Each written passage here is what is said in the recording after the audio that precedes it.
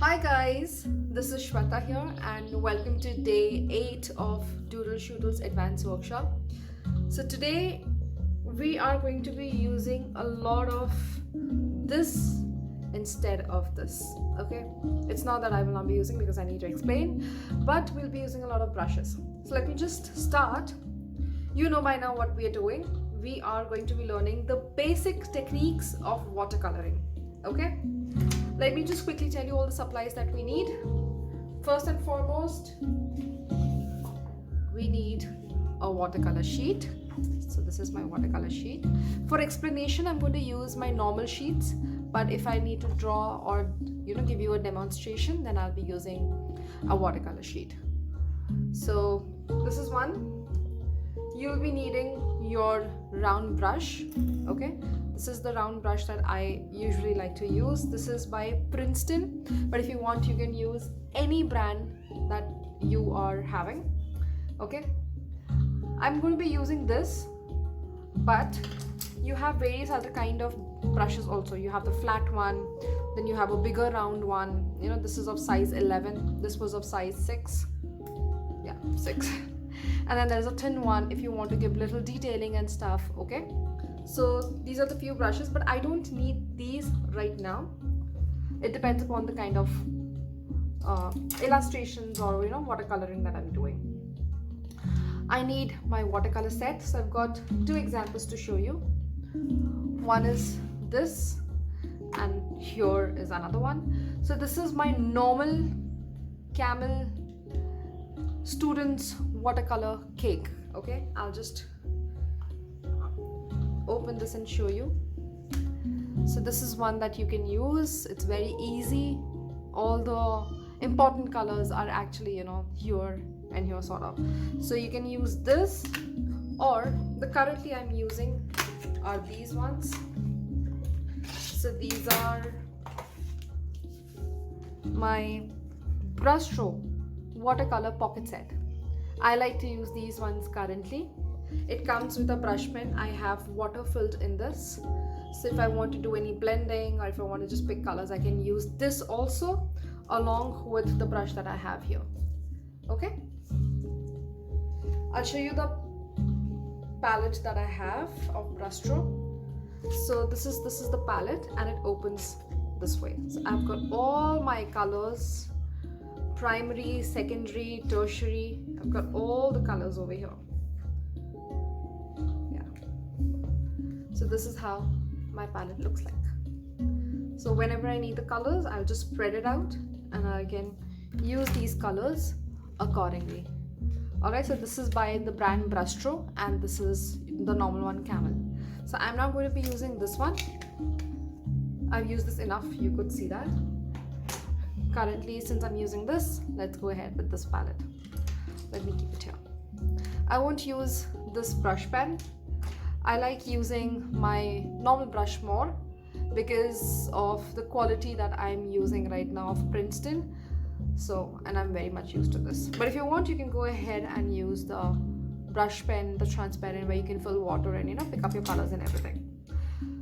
So this is one thing. Then you will need a palette, okay? Keep this one here. You will need a paper towel or bunch of tissue papers to wipe your brushes in. So make sure that you have either your paper towel or a rug or bunch of tissue paper like I have right now. I don't have paper towel, so I'll keep this here, my palette over here.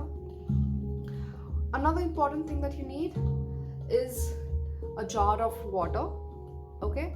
I would recommend to have 2 glasses of water, okay? Not just one for your light colors and other for your dark colors. So I would request if you can have 2 glasses of water, just very small glasses, clear water. One you will be using for the darker colors and one you will be using for the lighter ones, okay? So do that. And of course, for the end session, for the final illustration, you'll be needing a pencil, an eraser, and you'll be needing fine liners, okay? We've done fine liners before in the basic, so I have a set of these fine liners. This is a micron, Okay, it's Sakura Micron. I love these. So for all my illustrations that I do handmade, I use these fine liners. I'll keep this here. Okay, let's get started with our watercolor basic session. Okay, so I'll just keep my watercolor paper aside. And by the way, I will like to introduce my watercolor, the brand and everything. Before we go ahead, this is the one that I'm using right now. This is the very cheap quality, I would say. Okay, it is 25% cotton. It's cold pressed. It's watercolor sheet by Brustro. Okay, and this is 200 GSM, the one that I have. Okay, so you can use something like this. Just remember one thing in watercolors: the thicker the paper, the lesser it is having a tendency to kind of have that bounciness when you add colors to it. So if I add color to this watercolor sheet, and if I add a lot of water, I might feel that there is a raise on my paper, a little bumpiness on the paper. Okay, because this is just 200 GSM, just 200. But if I want to have a clear illustration or a piece, a masterpiece that I'm creating, I'll make sure that my thickness is way more. Okay, so probably I'll use a better one. This is a little cheaper quality for my daily purposes and stuff like that. Okay, so I'll explain you first over here, and then we'll go ahead on the watercolor sheet. If you want, you can do the same. Okay, so I'm going to write in big bold letters watercolor techniques. Yeah, let's get started. So when we're talking about watercolors, basically what are we actually getting into? We're using colors. We're going to use waters are going to pick the colors, and there will be pigmentation. Okay, there is going to be pigmentation of the colors on your sheet, and you will be able to spread the colors in various different forms. We'll be looking into that. Okay, so let us understand first what are colors and how do you have the primary, secondary, tertiary colors. Okay, so for that, let's begin with, there is something called as color wheel. Okay, color wheel, or you can also say color theory. It's very important to understand this, because if you do not understand the relation between the colors, then it will be difficult for you to figure out what colors to give into your drawings or illustrations or doodles, whatever you want to call it. Okay, so please understand this color wheel and color theory really well. Everyone knows we have primary colors. Which are those? Red, yellow and blue. These are primary colors. Why they are called as primary colors? Because they cannot be made by mixing any other color. You cannot make a red, you cannot make a yellow, you cannot make a blue by mixing any other color. So that is why they are called primary colors. Okay, these are the origination of colors, you can say. Then you have something called as secondary colors. Now secondary colors are what? When you mix two primary colors, the other color that you get is a secondary color. Now for example, if I mix, let's say, red plus yellow, what will you get? If you mix red plus yellow, you get orange. Okay, let's say we mix yellow plus blue. So I'm going red plus yellow, we are done. Yellow plus blue. Okay, so what do we get? Green. Now what is remaining? Red and blue. What is red plus blue gives us? yes. So now you will know whether your favorite color is a primary color, secondary color, or a tertiary color. Okay? So this is how your secondary colors are. Now what are tertiary colors?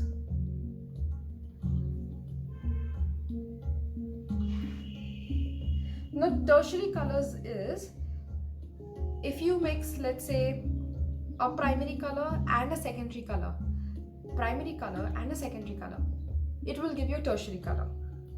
Let's say, okay, let's go with yellow and orange. I'll go with this first. Yellow plus orange will give you yellow-orange. They don't have a specific name, a different name, but you will get something like this. Okay? Then let's say I'm adding yellow plus green.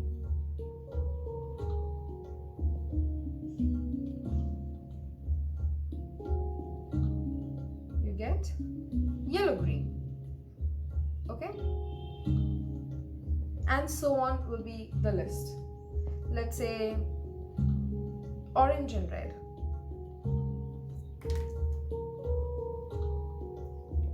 Orange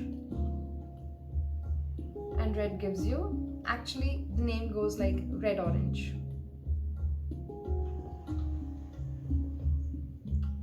Sorry, green plus blue will give you blue green. Okay, so this is how it is, like the name is given this way. There is no other, like, why Shweta, why are you writing this way? It's just this way. This is the rule. Let's say red plus purple will give you red purple, and blue plus purple gives you Sahi Jawab. Yes, blue purple, and so on. Okay, so this is how you will have your primary color, secondary color, and tertiary color. Before we go ahead, I would like to show you something. Okay, now this is we have just done primary color, secondary color, tertiary colors. There is something called as color wheel. If you want, you guys can download a color wheel from Google and keep it for your reference. Okay, I will not get into something how do you create primary, secondary, tertiary, because we just did this. You can try this out on a color wheel on your own. Okay, I'll show you something which I have already for my reference. You also can download this color wheel. There are plenty available on Google, and keep it with you for further references whenever you want to have colors in your doodles.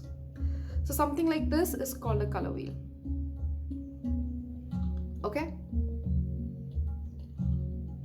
now if I just keep this here and explain you, I have yellow, I have red and blue here. Okay, so let's say here is the yellow, then I have a red, I have a blue. All right, in between red and blue I have green, which is a secondary color. Okay, then in between again red and yellow I have an orange, and red and red and blue I have a purple. Okay, so these are the secondary colors, and tertiary colors are just around it. This, you know, these are all tertiary colors. Now I'm keeping my color wheel at the side, and I'll explain you a concept called as warm and cool colors. Okay, this is very important, because if you understand what nature of colors you want to give to your illustration, it becomes very easy to pick colors. Okay, so let's turn this, and I'm going to explain you one of my favorite topic, and that is warm and cool colors. Okay, so let's go to warm colors first. So this is warm colors. I have my color wheel in front of me. Sorry, this is my color wheel. If you can just see this once again. Okay, that is my color wheel. Yes. Okay, so keeping this at the side, I'll explain you how it to go. Now warm colors is something, all the colors which have yellowish undertone. That means yellow, there is going to be a tinge of yellow in these colors. Okay, now these colors are, if you see my color wheel, if you can see my color wheel, if I take a vertical line at the center of this color wheel, all the colors towards my right hand side are my warm colors. Okay, all the colors towards my right hand side, that is yellow, then yellow orange, orange red, and red orange, and then I have red purple. So all these colors are like my warm colors. And if I want to show my cool colors, all the colors which have bluish undertone are my cool colors.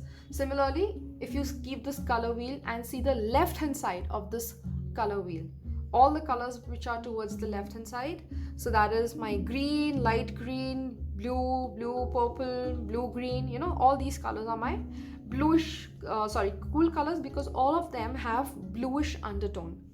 All right, so this is how my cool colors and warm colors are going to be like. Okay, all right. Now there is something called as analogous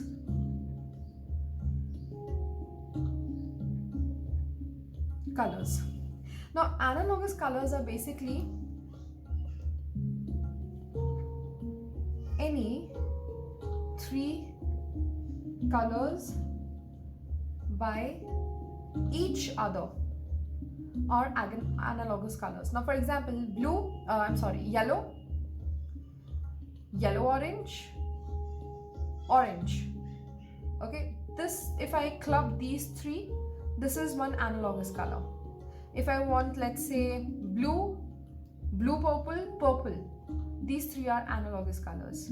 Any three colors which are next to each other in your color wheel are analogous colors. Okay, then you have something called as complementary colors, and I'm sure you have heard about this a lot many times. Okay, so complementary colors.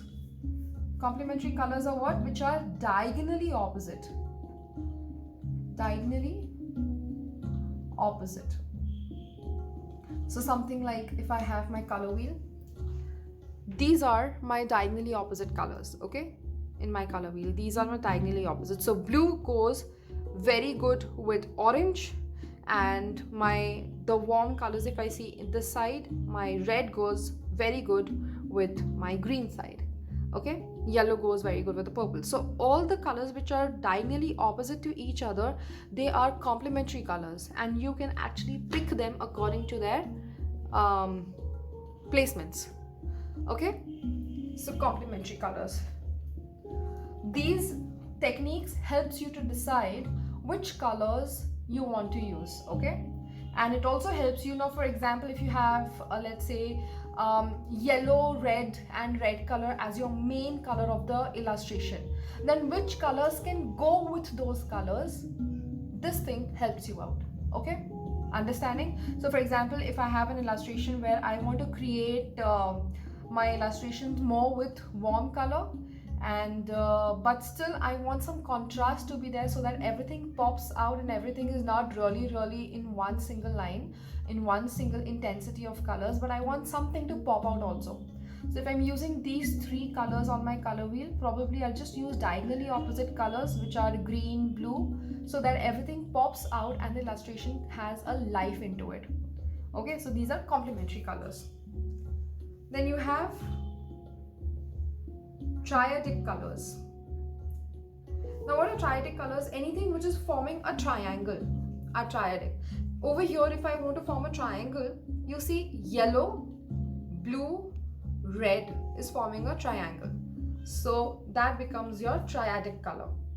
Again, repeating, in your color wheel, if you have, let's say, yellow, anything that is forming a triangle. Okay, so yellow is forming a triangle with blue over here, and then again forming a triangle with the red, and red goes back to the yellow. So this is a triadic color. If I want to, let's say, select this color, this orange.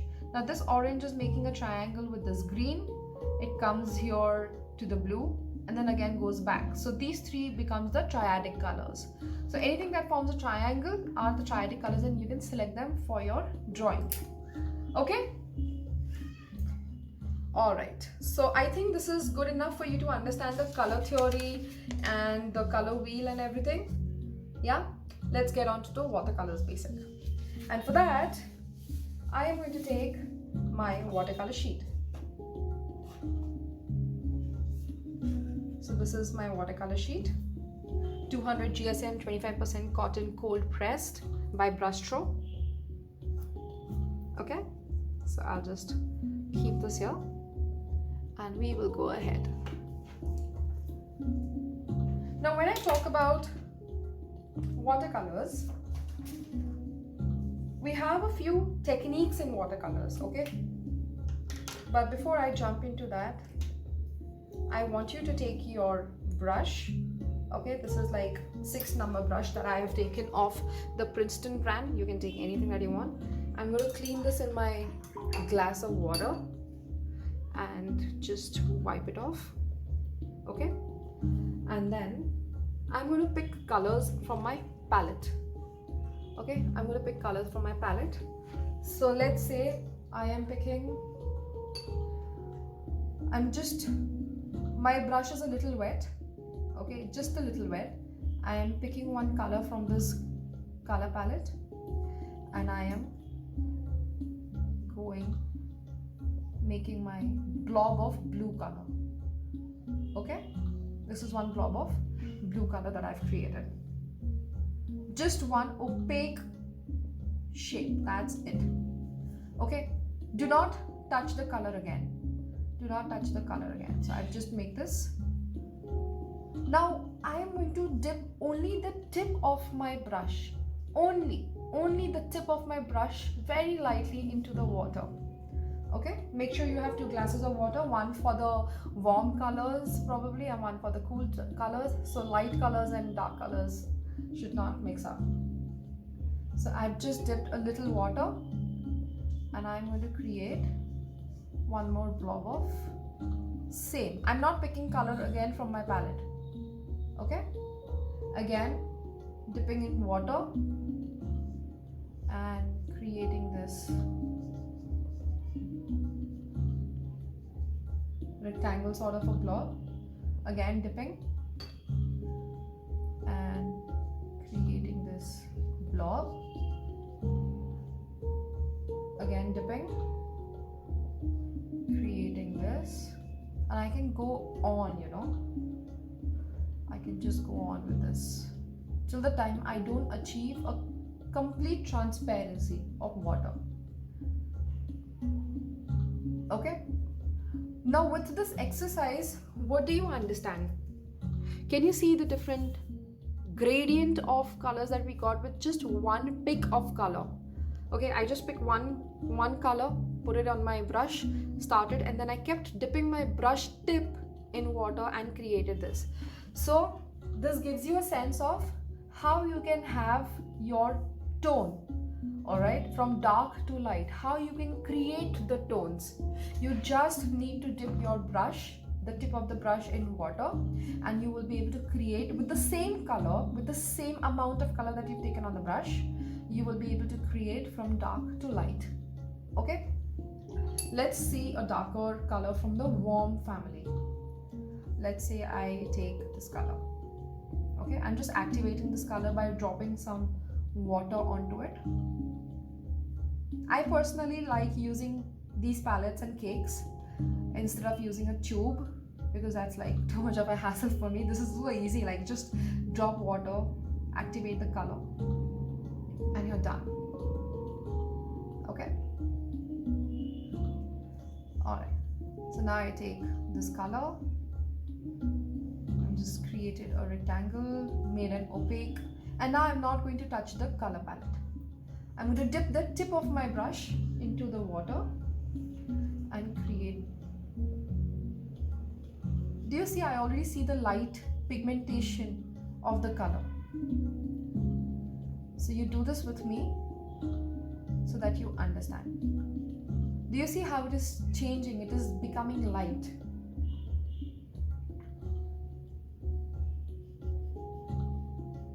Again, dipping into water, and I'm adding only the tip. Remember, not the entire brush, only the tip.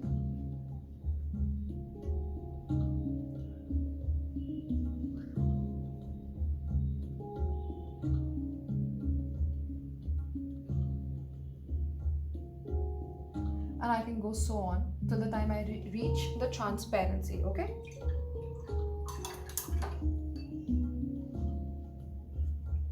Alright. Another tip, guys, whenever you wipe your brush onto a towel or a tissue, don't wipe it like this. Don't do it like this. Always keep it this way and try to wipe your brush, because in this way you will not damage any hair which is there on the brush front, okay? So don't wipe it like this. It's gonna ruin your brush. Alright, do it this way. Yeah? Okay. Moving ahead. This is one thing. I like to have my setup of my watercolor, like things, whatever I'm doing in the illustration, I like to keep it this way. It's very easy. Take the color, wipe it, draw, take the color, wipe it, draw. It's very easy. It depends upon you what kind of a setup you like. Okay? Alright. Now, I'll show you one way of doing another, like gradation part. I'll take, let's say, my pink color. So I know my pink color is little at the back. Here it is. So I'm going to activate my color with some water onto it. Okay. You can even see how the color changes and even the blending mode in such a way. Okay. Somewhat like this. So I'm going to create, let's say, one blob, and then take some water, go ahead, again dip some water, go ahead, dip some water, go ahead, some water, go ahead, again some water, go ahead, add some more water, some more. Do you see how the intensity of the color has changed from the top till the bottom right now? And there should not be too much of water. So the excess water I'm just taking on the brush and wiping on the tissue. It helps me to remove the excess water. And then it just goes on, and I will reach to the place where I'll have a complete transparent color. Okay, and so on. So even when you want to blend a color, just one color, you can use this technique. It's very easy, and you will achieve that gradiency that you have looked for. Similar way can be done for a different color also. Okay, let's say I am taking again a blue, activating my blue, and this is some more pigmentation I'll take, and here is my blue. Okay,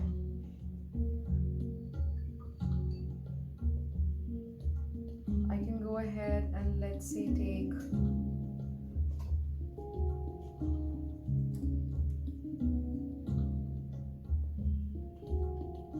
now. You know what has happened? I told you to take 2 jars of water. I had not. So my blue is coming on my orange. But don't do that, okay? You don't do that. And I can have an orange here. add some water and kind of see that your colors, they blend.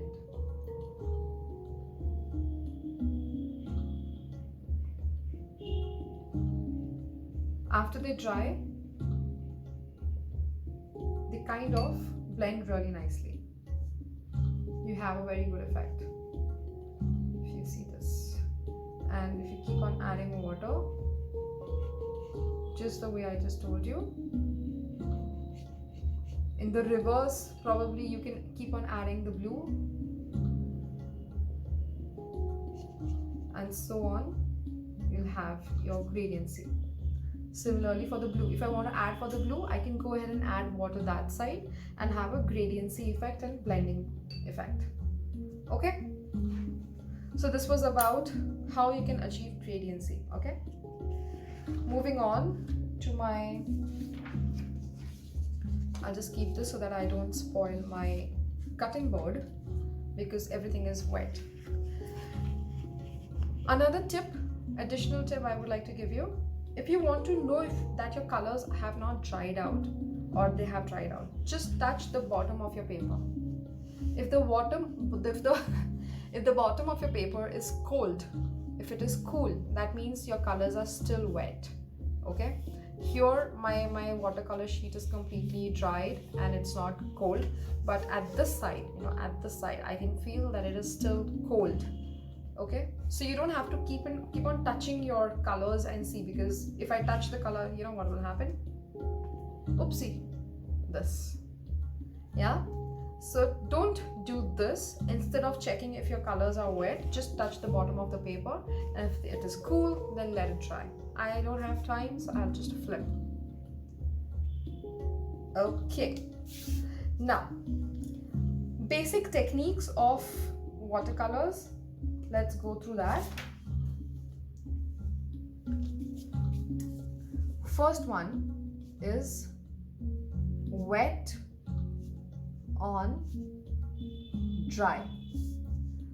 Second one is wet on wet. Third one, I've already shown you gradient, but still let's do this again. And fourth one is blue. Okay, I'm just quickly taking a pencil and drawing a square. I'm just drawing a square to show you how to achieve wet on wet, how to achieve wet on dry. So first let's see wet on dry. Okay, wet on dry, by the name itself it is like, I'm going to take my, let's say yeah, I'll take my red color, activating my red color. So I am not doing anything to my paper. I'm just taking my wet color and I am putting it on my paper. Okay, so this is wet on dry technique. Your colors are wet, but your surface is dry. Okay, so this is like your wet on dry technique. I'm just creating simple patterns inside for you to understand. Okay, now if I have to take the same thing for wet on wet, now wet on wet means wet surface and wet colors. So if I'll give my, first I'll take this clear water on my brush and I'll give some patterns again. I'm just giving some patterns again. It's just clear water. Okay, and before this dries, before this water dries, I need to put color in it. So I'll quickly take my color and I'll just drop it. Do you see that effect? Drop it. drop in, drop in, drop in. Do you see that wet on wet effect? Actually, wet on wet effect is very nice for your watercolors. Yeah, can you see that? Can you see this? So this is your wet on wet technique. I'll again take some clear water because I have some space. So I'm showing you the same pattern in wet on wet. I'll just pick my color, just drop it. Drop, drop, drop, drop, and done. Do you see the difference between? Okay, so you've seen how the wet on dry and wet on wet is. Let's see the gradient one.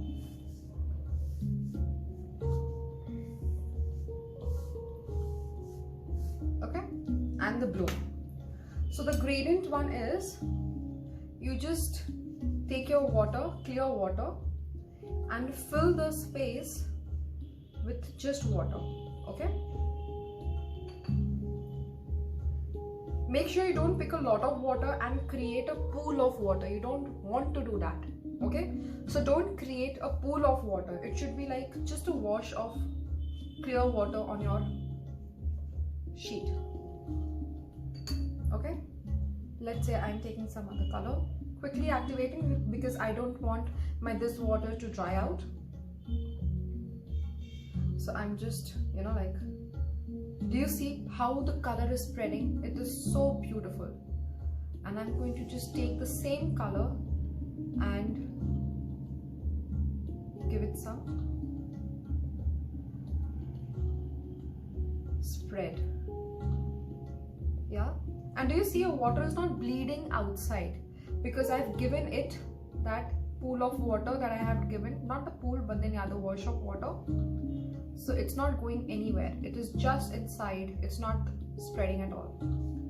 So after drying out, you will see the gradiency that you will have after doing this method. Somewhere it is dark, somewhere it is light. Clear my, and then for the bloom, which is again one of my favorite, I'll just take some water and I'll give some wash to my sheet. I'm giving a wash to my sheet, and here I can spread two colors together. Okay, let's say I am taking some other color. I want to take some other color now, or wait, let's not take this one.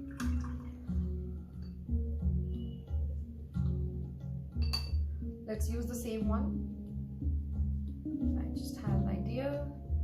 So some color I'll put in one half, yeah, and quickly another color. Let's say I'm taking this one, another color, and putting in another half. Do you see? Yes, another half, and I let my gravity do its business. Okay, so what will I do? I am going to take my paper and I'm going to spread it like this.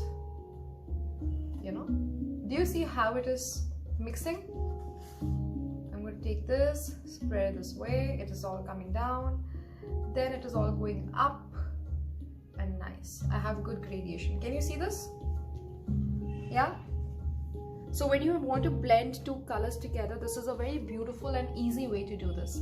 And later on you can obviously adjust your area later on, like so.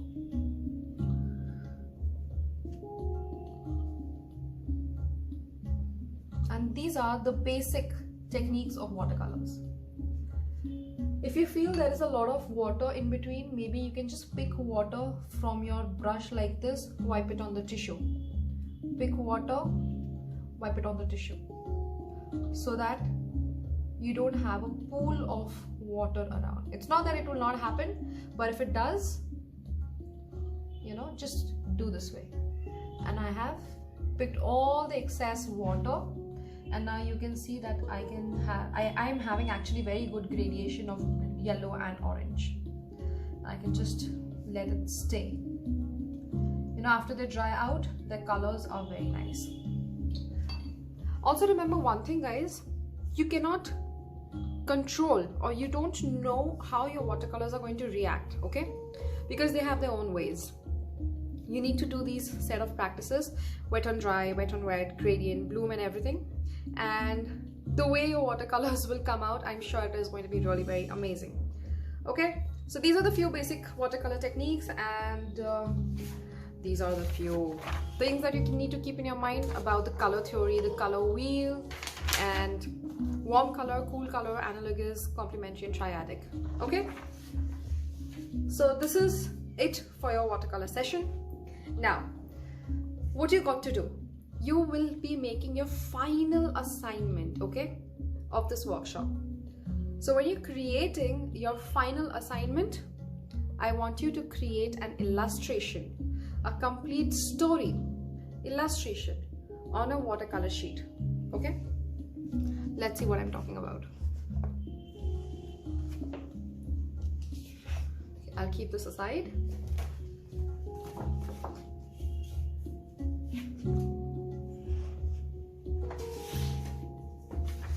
Now, for example,